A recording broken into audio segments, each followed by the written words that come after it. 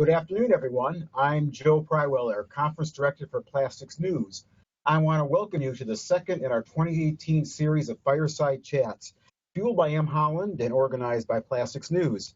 We're proud to bring you this streaming event where you'll hear live, casual conversation with leading experts in the plastics industry.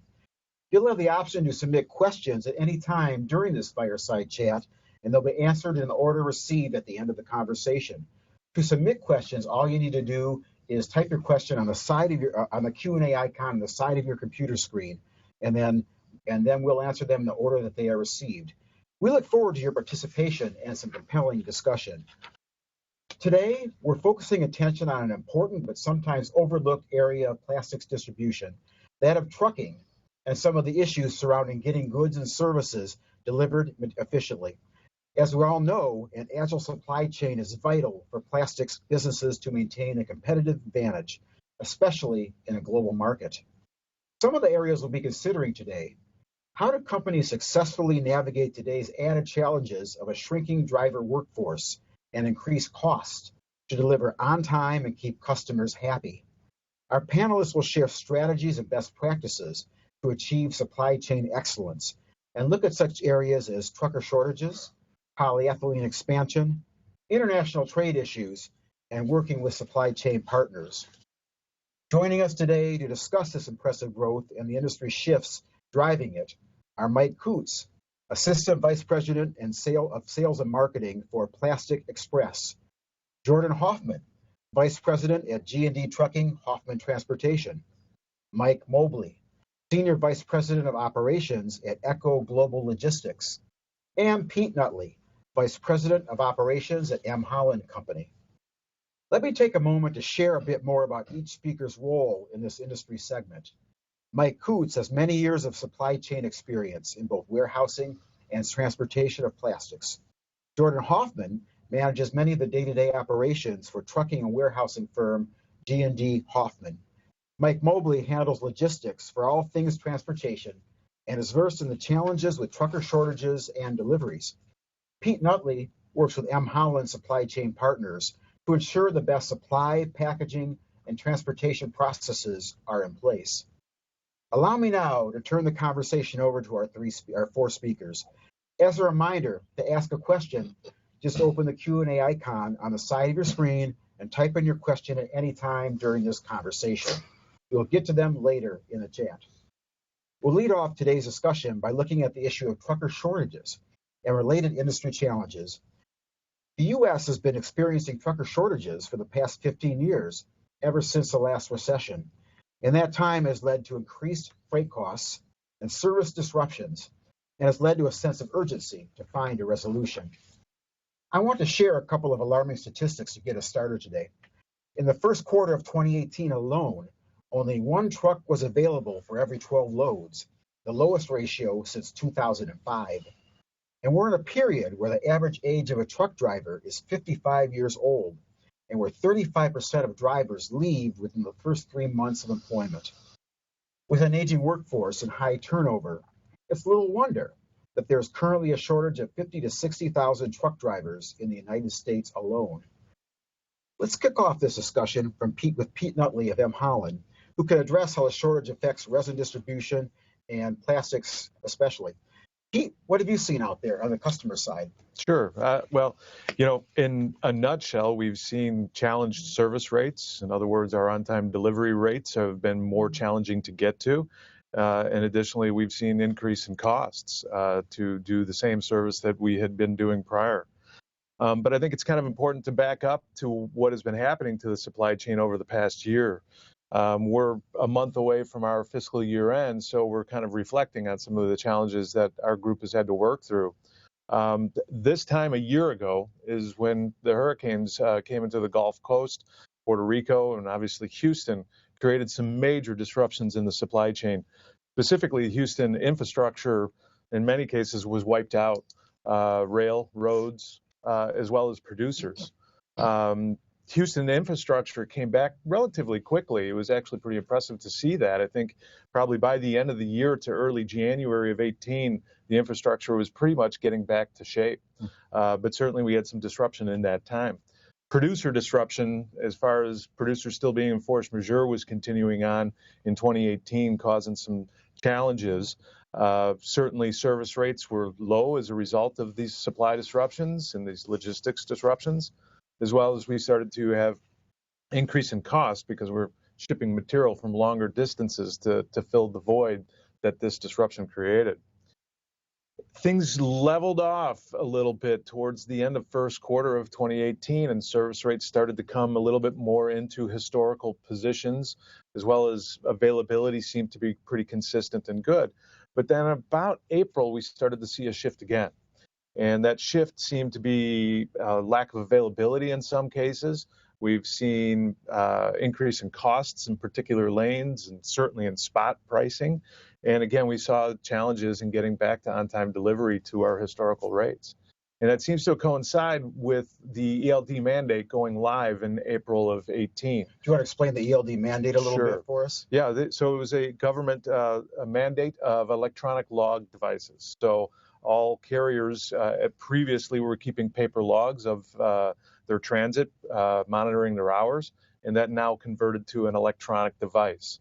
It's actually been a conversation that's been developing for years, and it was kind of being told that there was going to be some capacity challenges as a result of it, and it seems like that really came true in April when it was fully mandated. How do these and other regulations that are out there affect trucker drivers and shortages? Yeah. Well, so I just want to, this, as you mentioned, Sure. This isn't a new problem. This is something that's been growing for quite a while. Since we came out of the recession, the economy has been growing. And at the same time, you already mentioned that it's an aging workforce. So every year as the economy grows, you need more truckers. But the aging workforce, we're not replacing older truckers with younger truckers. So there ends up being less truckers available to handle the growth in the economy over the years. It hasn't kept up, in other words. That's correct. So the problem's gotten worse and worse and worse over the years. I think what's happened, along with that, housing has grown. And housing it tends to be, for one, a reference point is it takes about 7 trucks for a house to be built. So that adds to demand. And then there's a similar workforce, a similar profile of a driver versus someone that works construction. So often if given the choice, they're going to go construction because they can be home at night. So those things have been building over the years. And then I think what the ELD mandate, along with some weather events, it sort of put it at a tipping point. Sure. And so it's been gradually increasing, and it was a problem. But then we hit this tipping point at the beginning of the year that set us over. It's kind of a perfect storm. Yeah, Yes. yeah. Well, and the Quite economy's literally. been growing too Yeah. at the same time. Imagine that helps with new housing starts, Absolutely. with retail increasing and then doing well for the last few years. I imagine all of that helps with this perfect storm. Right? Absolutely. Yeah. Absolutely. Yeah. And obviously with the aging driver pool, one thing we see, retirement was on the horizon for some of these gentlemen and ladies that were in the industry. And they actually called it quits early. We've known people where 5 years, they were going to give it another 5 years, but with the electronic log mandate, they just didn't like the idea of, being monitored literally by the minute. And they ended up retiring early and getting out of transportation in general. Are there fewer trucking companies now because of that too? Some of the mom and pops? I believe That's so. correct. Yeah, So in Jordan and my business, we are in a specialized hauling business, bulk trucks, very expensive, not quite the ease of entry for a small trucker to get in. Okay. Right. But the van freight guys, the ones that can buy a tractor and hook up a trailer, those are the guys that we're really seeing exiting early, as he put it, 5-6 years before they could normally retire. Because it's for them, there are too many things in their way of being able to make a profit. Yeah, they were going to have to make this investment. I mean, it's not a massive investment, but it's an investment, to put That's an correct. ELD in your truck. And when you look at the stats, 2017 stats, the average driver earned $42,500 a year, down Right. about $2,500 from 2016. And with this rising demand, that's just not enough of a wage to, make it sexy enough for someone to be in a truck and be gone 2 to 3 weeks on the road at a time, where they could get a warehouse job, something, that puts them at home with their family every night of the week. And you imagine, by virtue of that too, it's tough to attract younger people to this issue, Sure. especially this field, especially those who want to raise a family, be at home at night with their with their wife and kids? Absolutely. I mean, we're going to have to figure out ways to incentivize our industry, that makes it attractive for someone who wants to drive a truck, whether that be mixing up local drivers and deliveries with over the road, and just trying to get creative. And obviously, pay is going to have to go up for these personnel as well. Yeah. Difficult to do that in today's economy, right? There's a lot of good jobs out there, and that's unemployment's historically low, right? Yeah. So there's a lot of options. Yeah, manufacturing's doing well. If a lot of these folks want to go into that instead of trucking, I guess they can make more money than 42.5 anyway. Sure. And in the bulk industry, it's particularly complicated for us because we're trying to attract the same driver who is now being attracted by Walmart, the big box sort of thing, where he rolls out of bed in the morning. He goes to work, he gets in his tractor, he pulls the trailer away from the dock, he makes deliveries all day, back and forth, back and forth. Right. He's not getting out necessarily, other than to get his paperwork. Our guys are pressurizing vessels. They're pulling, hoses. They're out in snow. They're in rain. They're on all these sorts of things. And since deregulation, we've watched the rates associated with bulk trucking, plastics, for instance, go this way. There's been a downward push on the rate levels that we're able to attract. So there's kind of this opposite effect. We need to pay drivers more, but rates have especially when you factor in inflation. Correct. Because they pretty much stay constant and look at the cost of all and our expenses. That's right. But prior to deregulation, a truck driver in bulk, the average pay was around $80,000 a year, pre-1980. It's way less. It's half that now, roughly. Wow. Well, with inflation too. That's incredible. Even more in 2018 dollars, I guess. That's right. Yeah. Correct.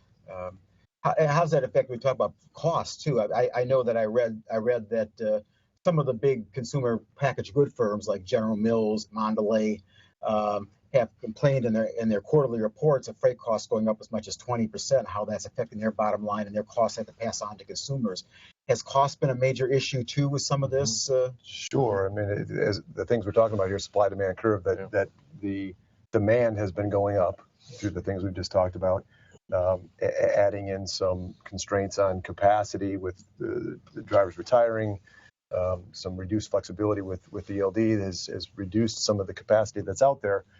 So, of course, what's going to give is it's going to cost more. The supply-demand curve would suggest that you have to charge more. I mean, we plan for increases just based on inflation on an annual basis out of freight, but what we've seen as a result of this capacity or driver shortage is a doubling to maybe even tripling what those normal historical rates increases were. Yeah. So I mean, these are costs that do have to be passed through the chain all the way to the consumer. Yeah. Through July, in my world, the dry van world, the spot market was up 18% year over year. Contracted freight was up 10%. So those are not numbers that typically people budget. Right. So I would be willing to bet. I know everybody I talk to, their transportation budgets are way blown. We're a little off. We're a little off. I get reminded about that every month at the P&L. Sure you Yeah, do. could even build in things like service disruptions like hurricanes or force majeure situations where there's an unintended shutdown of some type. Right. How do you build some of that into your budget? Difficult to do. There's probably no answer to that question, right? That's right. I do hope that we are sort of over that big bubble.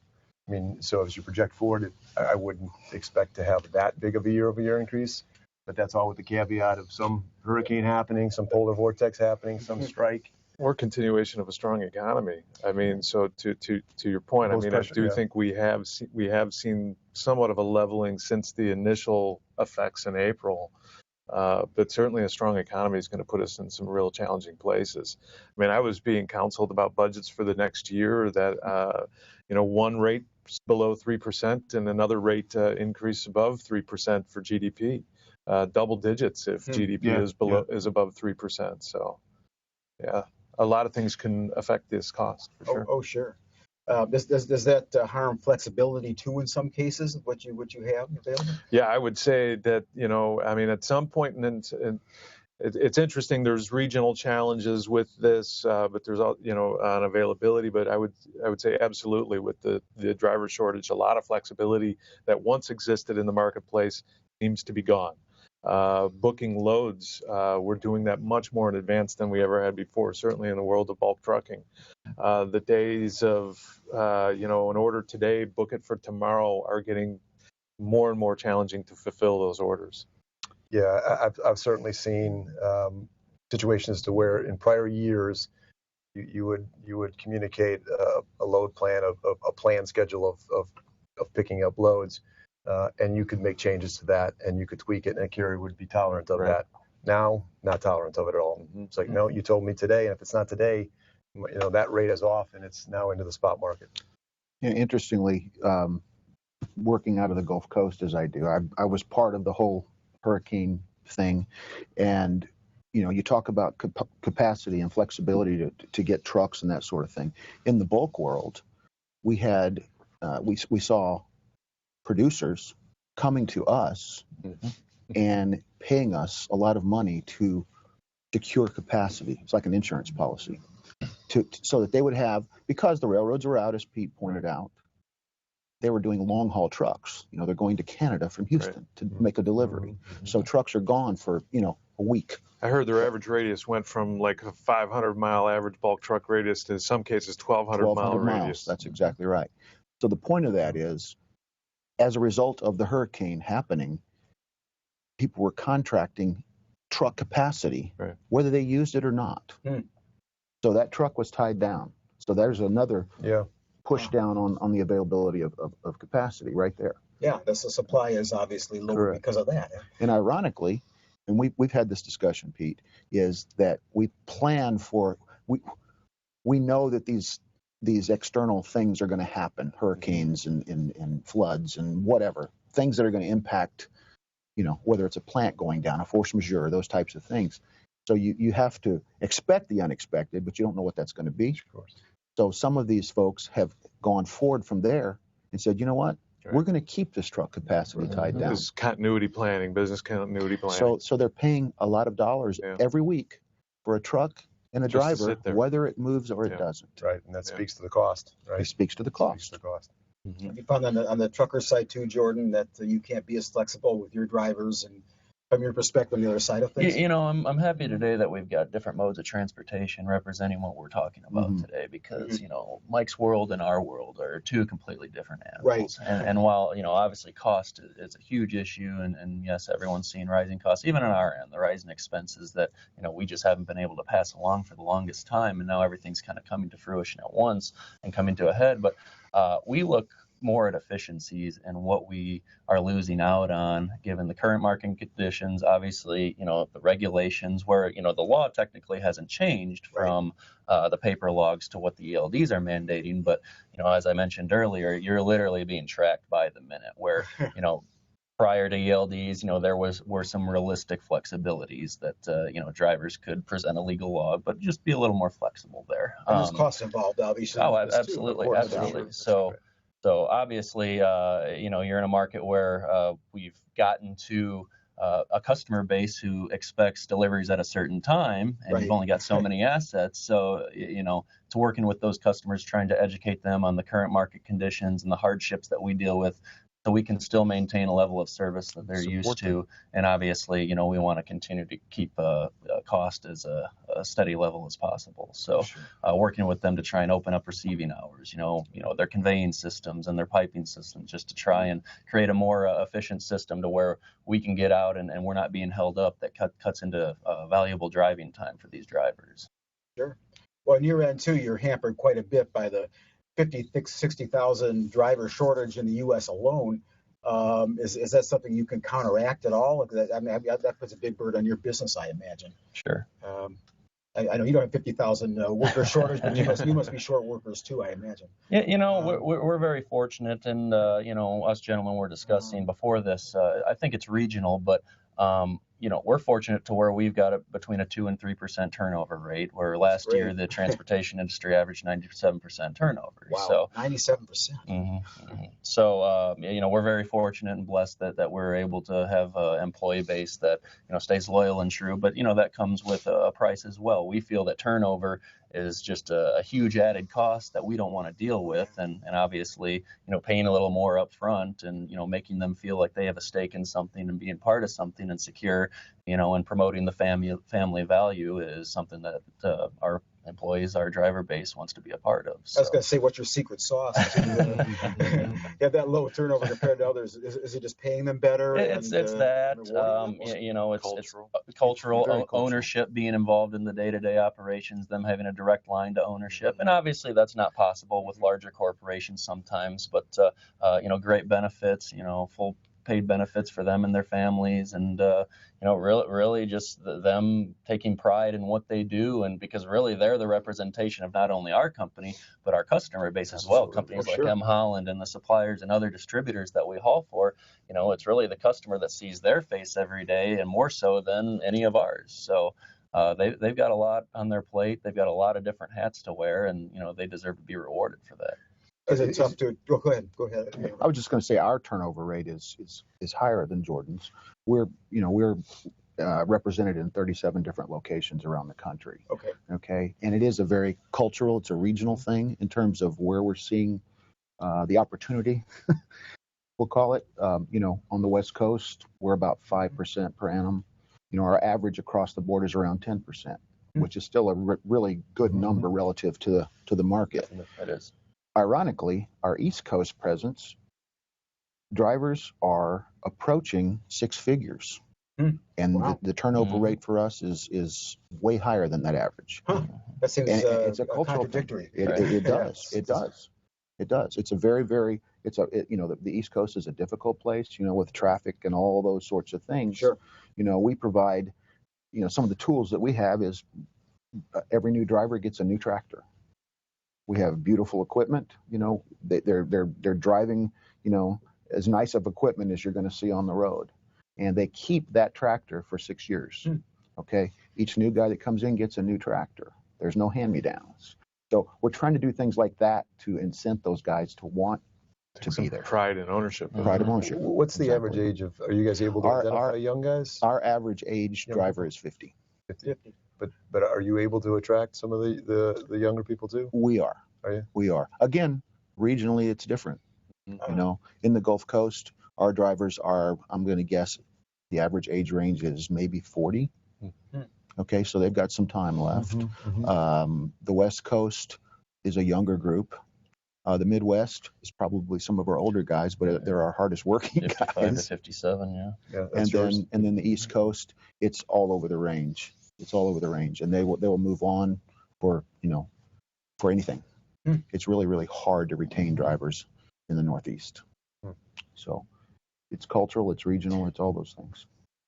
Yeah, I imagine, and all this issue doesn't help. I mean, even attracting women, minorities to this industry is difficult. I know that's always been an issue too, and that's not getting any better with some of this. But instead of some of that, I know that the Department of Transportation is talking about maybe easing some of the regulations a little bit with right now. Would that have a big impact, or that not?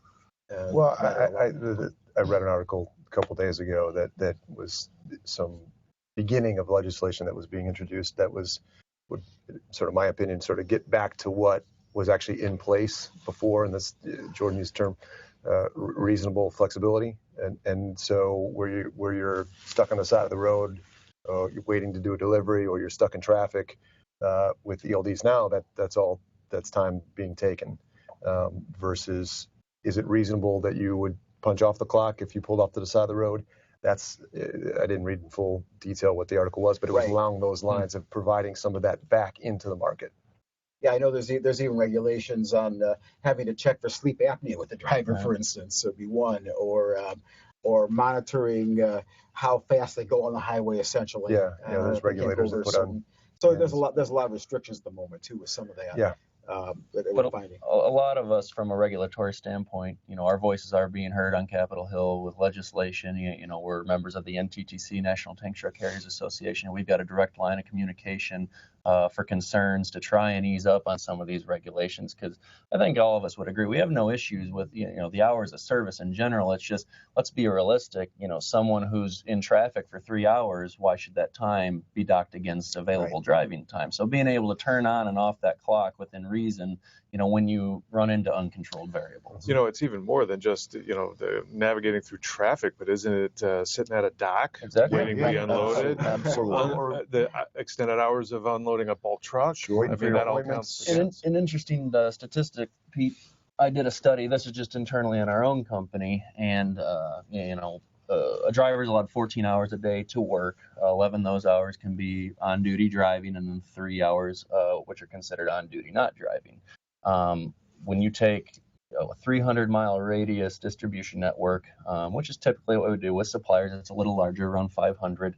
The most efficient day we can have with a truck is 77% on those available 11 hours of driving, which is not good. There are restrictions on whether young people can go cross a state too, right? You have to be a certain age. 21 years old. 21, right. Mm-hmm. So even fully staffed to all your assets, you're only 77% efficient. Correct. Wow. Starting in a difficult spot. I think they've been talk there about if you're in the military, maybe you could start younger than 21 to do this too. But that hampers too, attracting younger people to it too, who keep when they drive a certain distance, right? Mm-hmm. But I do think with an economy that's booming as it is, some of this flexibility will come back because I think from on high we're going to see that there's going to be some pressure to open the roads back up for more drivers and that sort of thing, because the economy can't keep going and growing, right? Without the wheels to deliver to deliver the goods. Sure, we're selling literal services these days, right? Right, exactly. Right. Literal wheels. Literal wheels. Yeah. Need more plastics out there. Correct. In some cases, which leads to another subject. Speaking of that, I know that we'll glimpse into the future a little bit, maybe not too long a term future. We're talking about self-driving cars. There's also self-driving trucks that are available. There's still some liability issues and some other factors that affect whether they can be on the road. But how does that change the paradigm with some of this about the need for drivers and the trucking shortages that are available right now? Well, it certainly would help, but I personally don't think in stuff I read that it's within 5 to 10 years that you would see any sort of real rollout of it. I mean, the technology is getting close, but as you mentioned, some liability issues that have to be solved. I also give a reference point. My father was a commercial pilot for United Airlines, and 20 years ago, a plane would fly itself. Yet they still have 2 pilots that have to be on the plane. So I don't. Again, it'll help, and I think there'll be more of an implementation that has to do with sort of the metro to metro long haul. Sit on the expressway. That might be the first piece that goes, rather than the local delivery stuff. But it's not next year. It doesn't solve this problem next year. By itself, it's not a complete solution, right? It's additive to bringing some level of flexibility back. There's going to have to be other things as well. That's right. And for our part of the business, it really won't be applicable. Right. Because, again, you always have an operator. Yeah, you guys got to do the other stuff. Oh, yeah, for sure. There's always more to do, even with that, or connection hubs that are established, those kind of things too, I guess, for these. It's minor, I guess. Yeah, but there's big money going into it, right? There's big money going into Toyota just invested $500 million in Uber to improve self-driving. So there's big money going into it, and that's usually what it takes to move it along. Sure. The technology's there in some cases, but hurdles to overcome still. Yes, so I think a little while to go. Let's get into a little bit about. We talked a little bit about disruptions before. Pete mentioned some things about hurricanes and other past events that have put a damper on budgets and on planning and some of that. But getting back to anyway,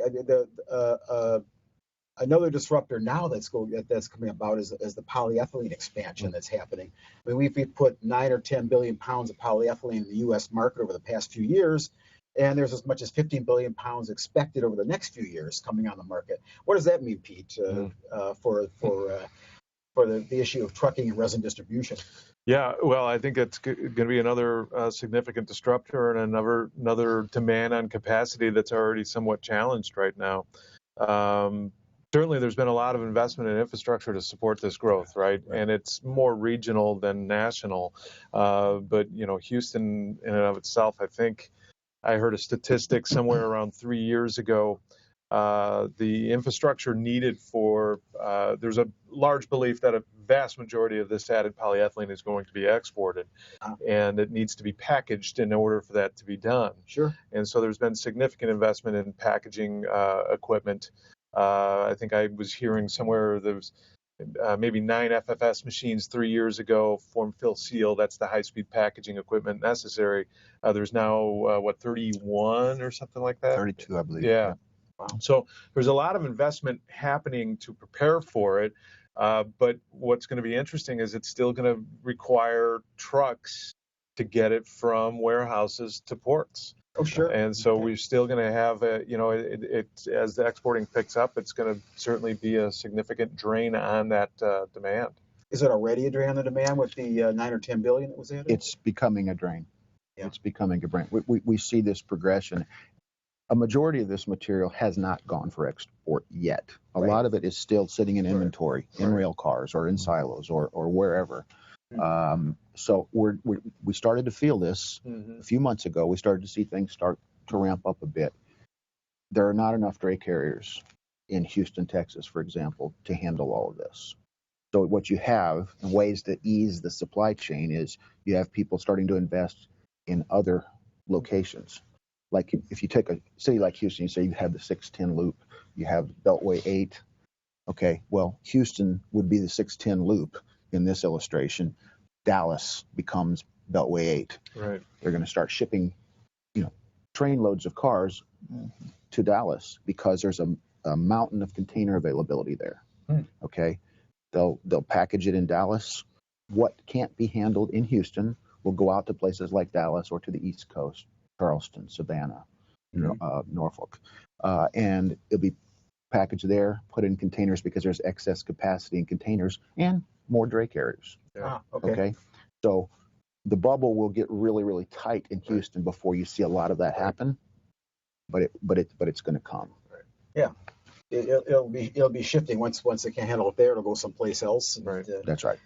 Eventually, I believe it'll happen on the West Coast as well. Yeah, I imagine that puts a strain on warehousing with some of this. So too, not just talking about transportation end, but the warehousing of some of this material before you get it out has to be a bit of a challenge also. I think there was at least 3 times the square foot added for warehousing in Houston to support this growth. Absolutely. Yeah.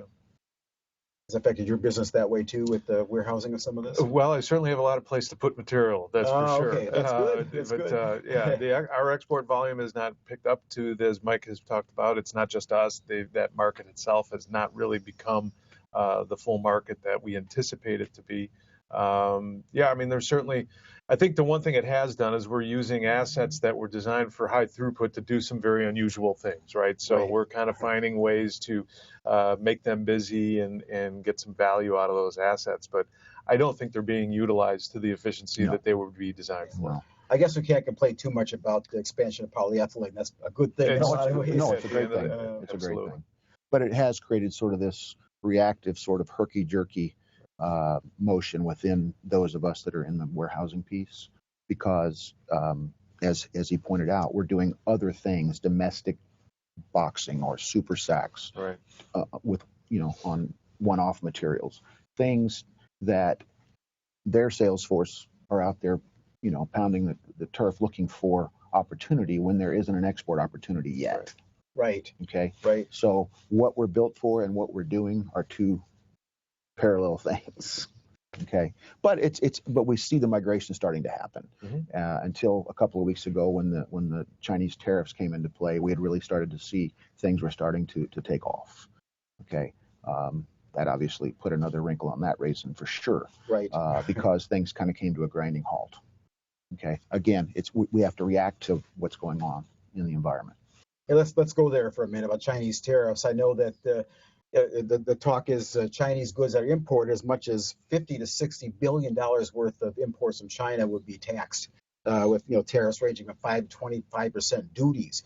What does that mean for the industry generally? Well, for us, the response was that China put a 25% tariff on polyethylene. High density and linear low density now have a 25% tariff.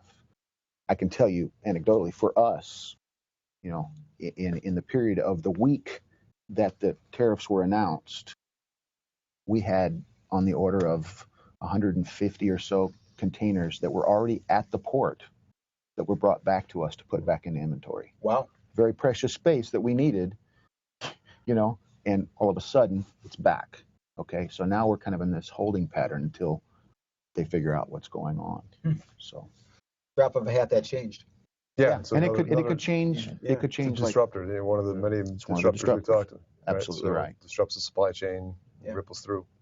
From a trucking company standpoint, is there anything you've seen from the tariff side of things? You know, in the Midwest, we haven't been affected too much, so that's why I was interested to hear Mike's take on it. Obviously, Pete and the other distributors that we do business with who are involved in the export market, obviously getting their take. But, you know, to kind of rewind, you know, this does interest me because, you know, while we just built a new facility down in about 50 miles southwest of Chicago, you know, for a large volume resin throughput distribution center, we felt that once, you know, the Houston and Gulf market came to capacity with export, that Chicago may be looked at as a third or fourth option because, you know, it's centrally located. You can go any direction. It's got a high volume of empty containers, and it acts as almost like a hybrid forward sit model where you can either sell it domestically or figure out if you want to export it, just get it out of Houston because it's a quick avenue out. So this really does intrigue me to see what direction, you know, the tariff talk will go because, you know, even though this was built for domestic distribution, we think, you know, this is a viable option for export down the road. Sure. It's a very fluid thing, which is hard to plan for, I imagine. That and the work being done with NAFTA, with Mexico, maybe Canada, if they come in the fold with this too. But it's hard to plan for this, I imagine, because of the fluidity involved and the changes that could happen on a daily basis, I imagine, with some of this, right?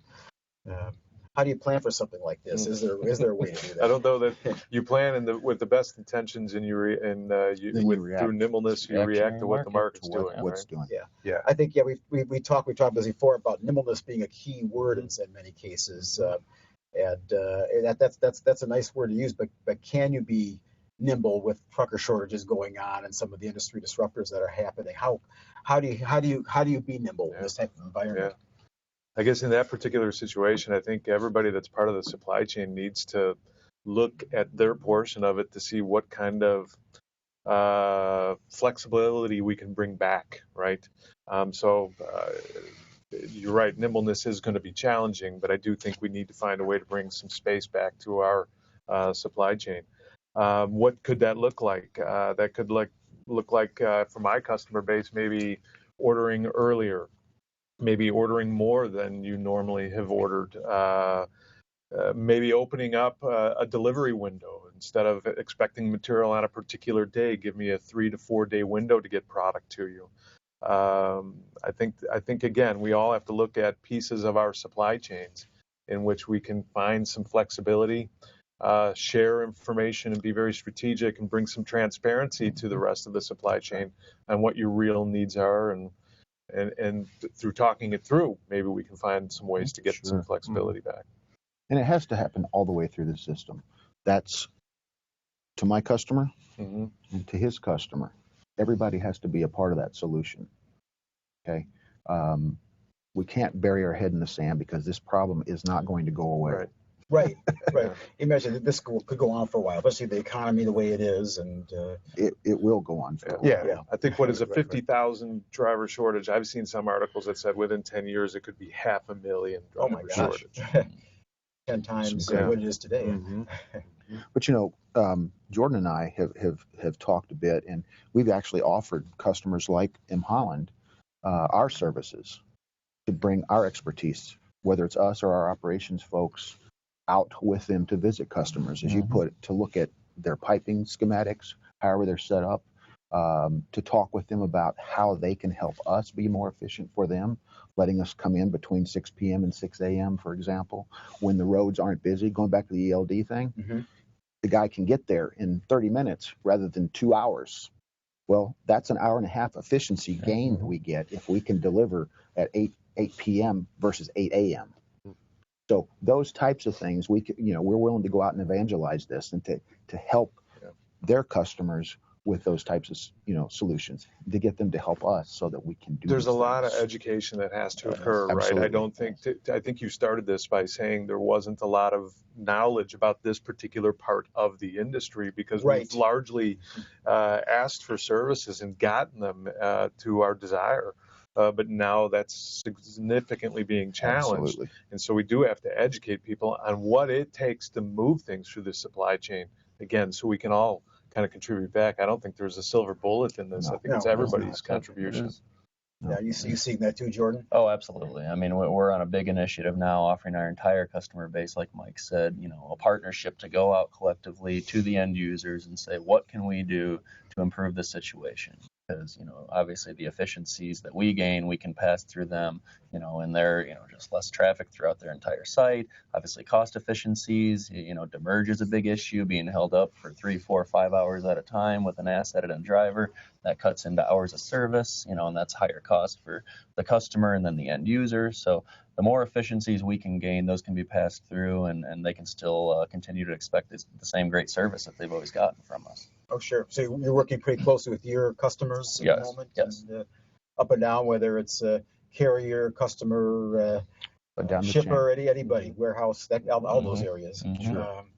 More so in the past. Are there strategies that you're using to do some of this? Are you actually having sit-down meetings going through some of this, or is it just a matter of having to work by the seat of your pants sometime to get this done? No, we've had some success, and I'm not specific to the plastic industry, but Right. sort of generically speaking, having carrier, client, shipper forums.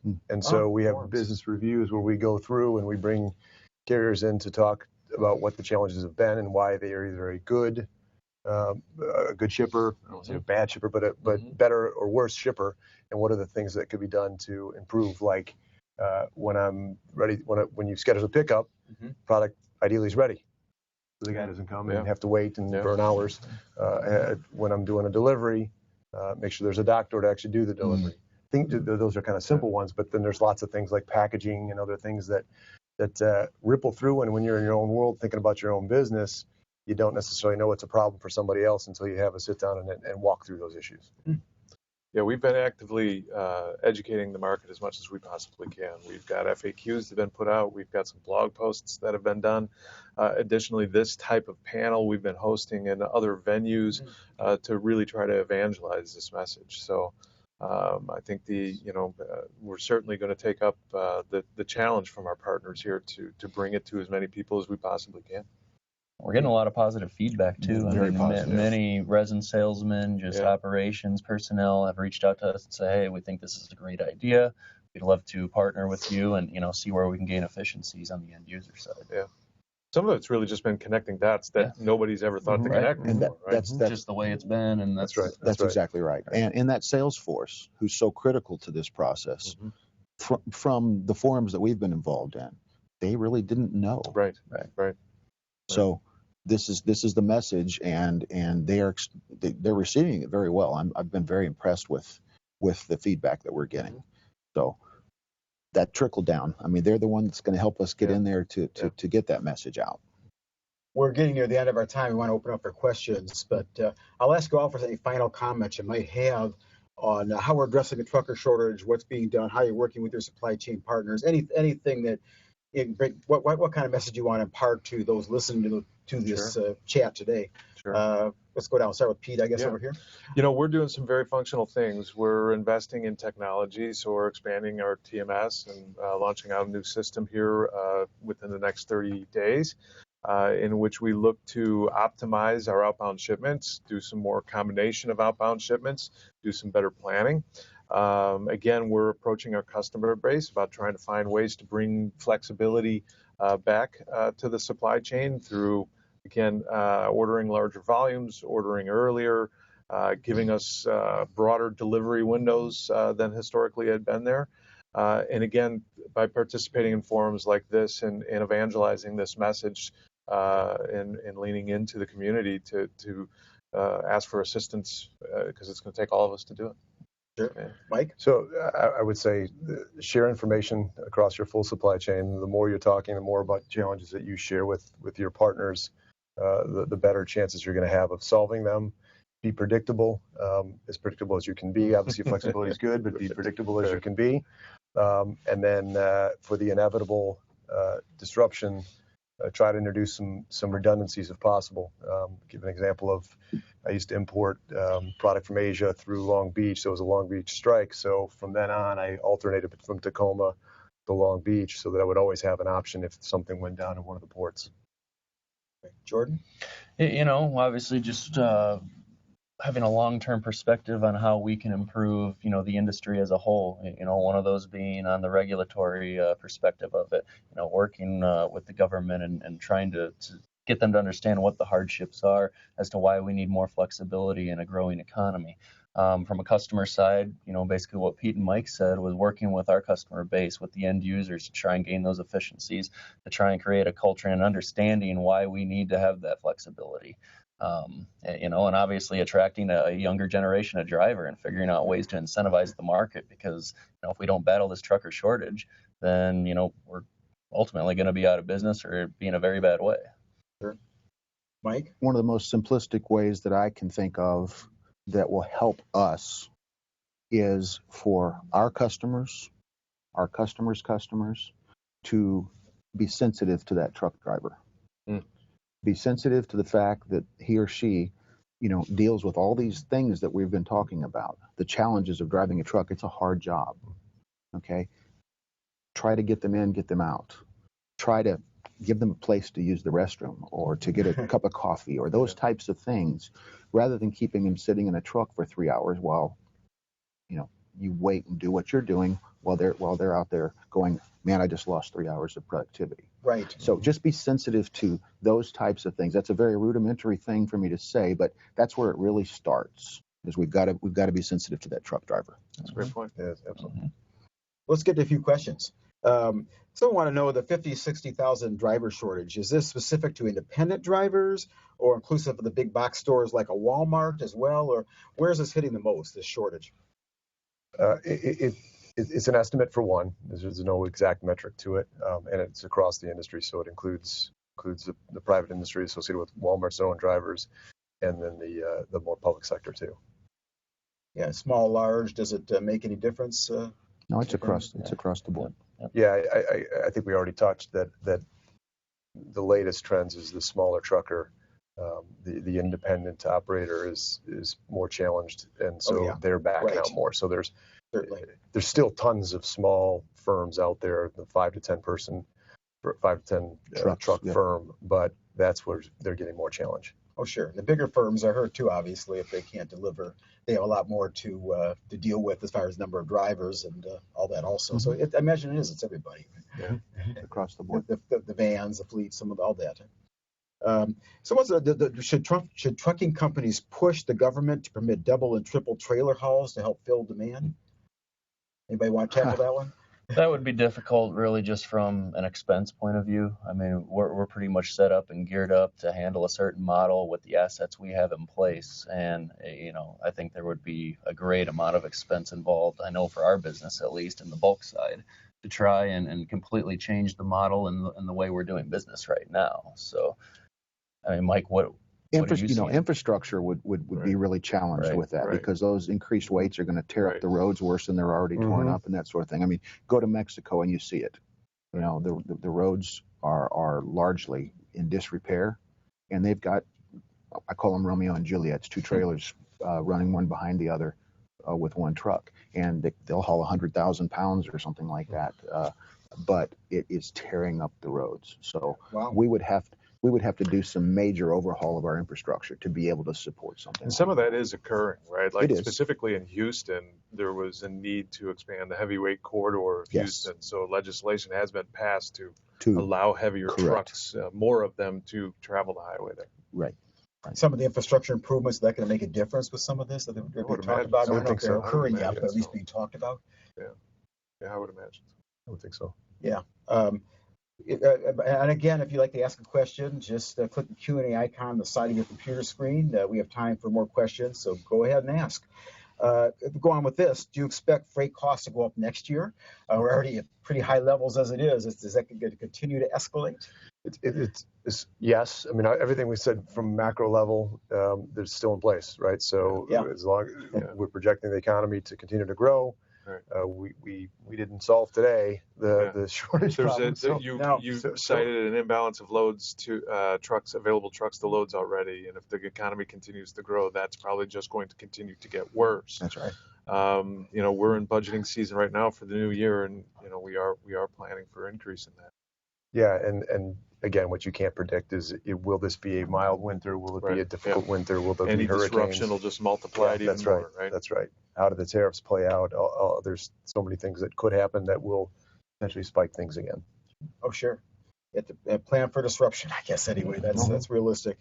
Are there any trailer tracking program or systems being used in the industry right now? We talk about ELDs, some, I guess. One of the positives of ELDs is you now have an electronic device that sits on a truck, and there are companies out there that are tapping into those.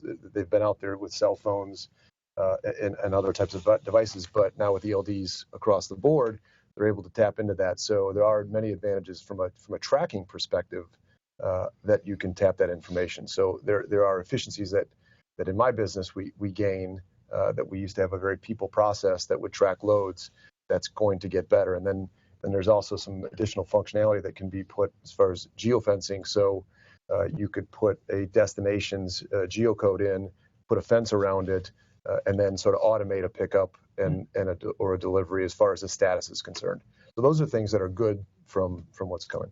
Yeah, cost involved, I guess, again with some of that too. Right? Yeah, those will be cost efficiencies. Those will be things that we had to pay people to do that down the road we won't have to because it'll be electronically pulled. Great. Do fleet expansion plans for the dry van segment get constrained by driver supply situation? And what's the solution to some of that? Yeah, it's the same issue. Yeah, I mean, dry vans. This isn't an asset problem, right? No, this is not an asset The trucks aren't the issue. That's right. That's right. That's right. It's a human resource problem. Everything we've talked about is applicable to plenty of equipment, dry van, available. flatbed, et cetera. Yeah, it's across the board. It's everything. Just an e-commerce question. Someone wants to know, does the increase in online buying and delivery affect the driver shortage? How does that's obviously becoming bigger and bigger these days too, with the Amazons of the world and others. It's shifted the supply chains from manufacturing big full truckloads into distribution centers for retailers. It's flipped it some. So now you have distribution centers for like an Amazon, and there's much more local delivery. So it used to be that you would take more bulk delivery to the retail outlet, and then people would come pull it. So they were doing the final mile.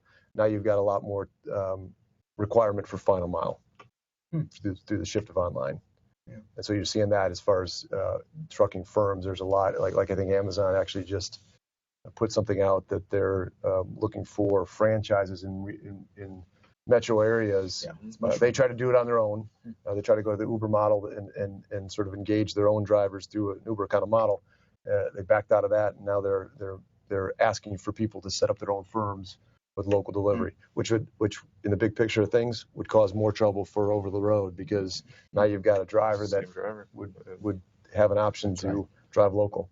Yeah, you find that in your business, Jordan, that some of those carriers, like some of those companies like Amazon and others, e-commerce, are they affecting you at all? Not so much. I mean, we're so far involved in the feedstocks and the raw material side of it that I mean, you can really count the type of people in our business that do exactly what Mike and myself do, almost on about a hand and a half, as far as our competition. T&E scale, that's right. There's a competency other than just driving a truck, right? Absolutely. There's rail management competency, bulk conveyance product competency. Awareness. Yeah. I mean, these guys are truly operators. I mean, it's not just hopping in a tractor trailer, bumping up to a dock, and then driving back to where you came from. There's a lot more involved in our side of the business as far as understanding pneumatics, product awareness, and so forth. Oh, sure. A lot more complicated than just that. A question that the truckers might be able to answer too. What's your opinion on practices to ask customers if they have flexibility on delivery dates? Is that something you ask quite a bit? We ask our customers. I think they're all going to point to me on that. Who wants to ask? That goes to Pete. Yeah, well, I think, it is an effort that we are undertaking, at least at our organization, to speak to our customers about trying to get into that flexibility and try to bring awareness that a broader delivery window will bring flexibility back to the supply chain. And I'm not sure that it will remove the extra costs that we're experiencing right now, but certainly could defray them or minimize the impact of those costs. So we're kind of on a hearts and minds campaigns with our customer base. But from our perspective, we're absolutely being proactive and reaching out to our customer base. Now, our contract's with the shippers, so we're going and communicating that request through them, and then they can reach out to their customer, the end user. But, and in our business, it's either feast or famine. So if it's the end of the month, last day of the month, we'll have guys sitting, and then the first of the month, if there's a price decrease, then you don't have enough trucks. So too many trucks one day, not enough the next day. So we try and even that scale out a little bit. And, if we've got availability and assets and drivers, hey, can a customer take earlier? Can they push it off a day? And that gets communicated through the shipper. Great. A question for the resin distribution standpoint. Is there a freight surcharge that you put on resin compared to like components or packaging or something else? And if that's so, why would it just be for resin and not other types of goods? Yeah. Speaking to why a surcharge would be applied to other goods, I can't speak to the other industries and how they're handling their freight costs. But specifically in distribution, M. Holland instituted a logistics surcharge just recently. As well, we're familiar that a number of our competitors and even producers have done the same.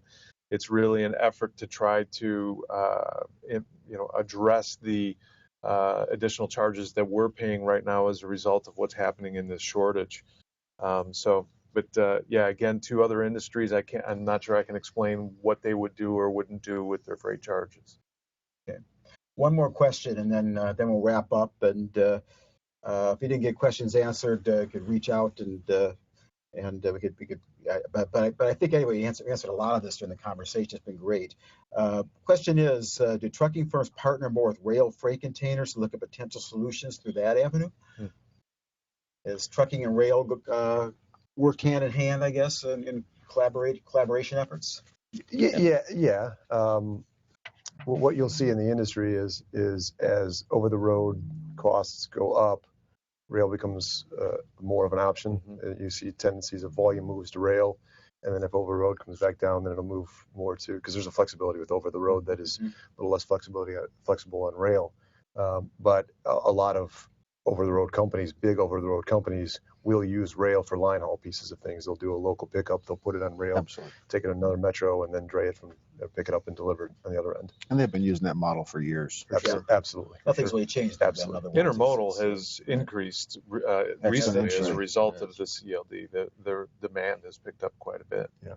I imagine that helps that right now with what's going on in the industry, the environment generally. But certainly, Joe, and the raw material distribution network, rail and transportation works hand in hand. Absolutely. I mean, those are strategic decisions made where we set up our infrastructure and what rail line that's on, dependent on a supplier like a BASF or a Dow or a Chevron Phillips or someone who makes the plastic. Obviously their plants are serviced by a Class 1 railroad. So we set up our infrastructure on, hopefully something that would be dual served by two Class 1s, but if not, then a Class 1 railroad that can be a direct origin destination line haul to try and reduce that freight cost. And then obviously we're the distribution network for the raw materials. Great.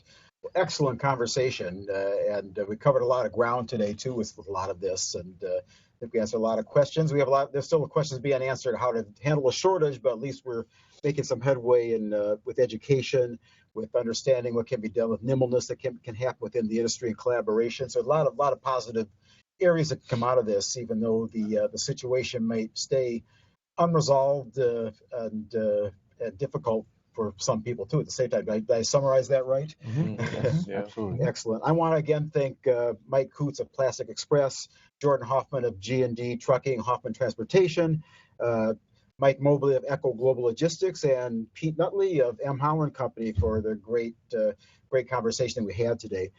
This topic, as you know, will continue to be important as we remain nimble, look for opportunities to address driver shortages. And I appreciate all your help in getting the word out and expanding the education and knowledge of this industry. We also appreciate your attendance at this Fireside Chat, fueled by M. Holland and produced by Plastics News. If you want to revisit the chat, the entire event will be archived on the live stream webinar section of plasticsnews.com. Again, this chat and the others in our continuing series can be found on our website, so you can look at everything that's been done to date. Thank you again for joining us today, and we're grateful for your support of our series of Fireside Chats throughout the year. Look for the next in our series of Fireside Chats, fueled by M. Holland Company, produced by Plastics News, coming up soon. We'll talk again then. Thank you.